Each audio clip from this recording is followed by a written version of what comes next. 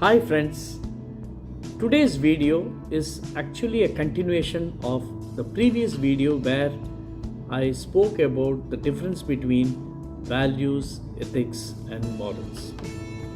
Today I'm going to talk about why it is so difficult to take moral decisions.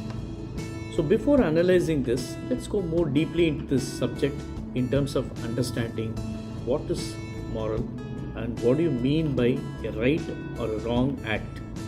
Now, the first thing which we should keep in mind is what is morality or moral values. Any act or principles or habits which is done in terms of right or wrong act is called moral decisions. Now, who will decide this?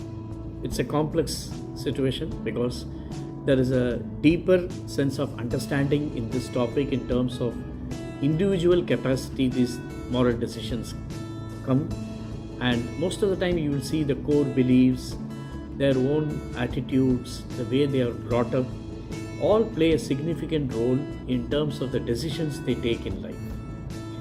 So let's go more deep into what is morality.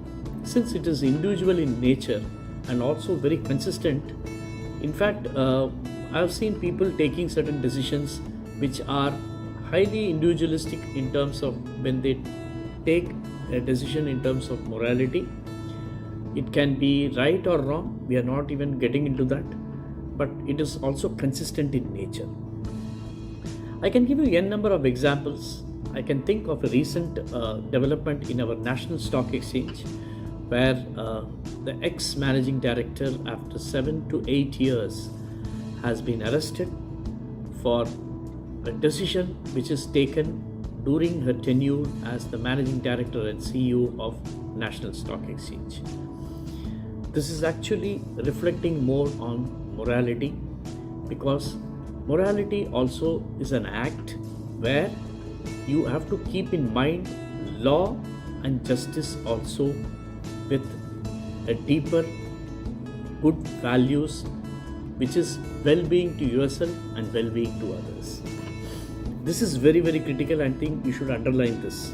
Well-being of yours and well-being of others should be taken into consideration.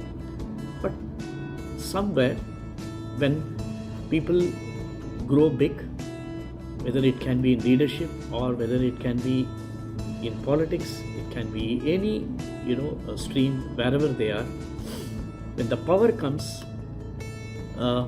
there is a logic which comes along with it, that whatever I do is for a greater cause and a lesser evil.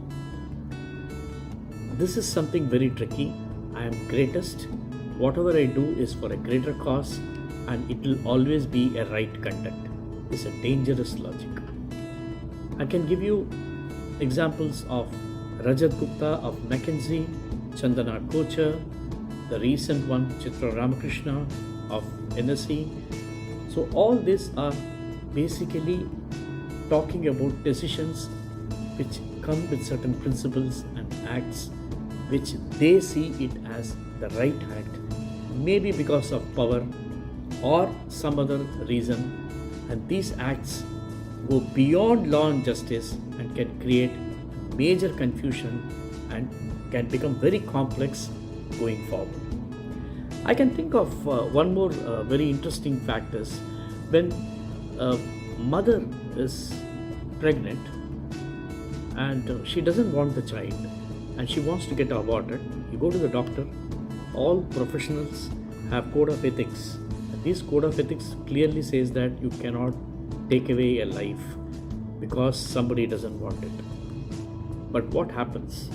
They get a consent letter from you saying that I am wanting to, remove this child with the consent, and based on that consent letter, to save one life, they kill another. Is it morally right or morally wrong? The code of ethics says very clearly that you're not supposed to kill a child just because you don't want to give birth to that child. Now this is a very tricky area. Now how do you solve this? The only way is Uh, what gives you peace? And you go to sleep and you are able to comfortably sleep without any guilt. There is no disturbance in your mind. You are happy and you are fine, and you are absolutely not feeling guilty at all for whatever act you have done. Then maybe you are morally right. But having said this, after doing the act, you feel sinful, you feel ashamed, you feel guilt, you're not able to sleep properly, then definitely it's a sin. I would say it's morally sin. So it's a very tricky area in terms of taking decisions, and most of the time you will see people who have taken decisions in terms of whether it is right or wrong in a leadership. They come across tremendous challenges.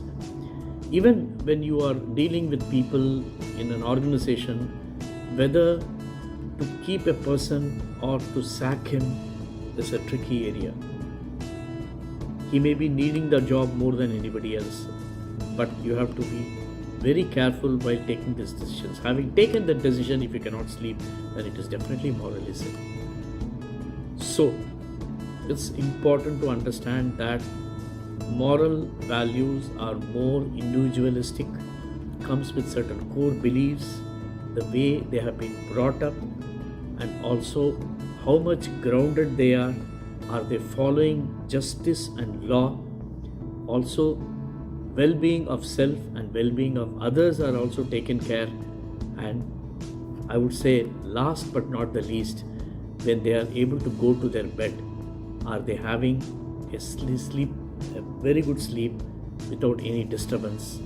Then definitely their moral values are quite high and commendable. If you like this video, please subscribe and be a part of our community of Trainer Collective, and be with us and watch our further videos. Give a thumbs up to us. Thank you so much.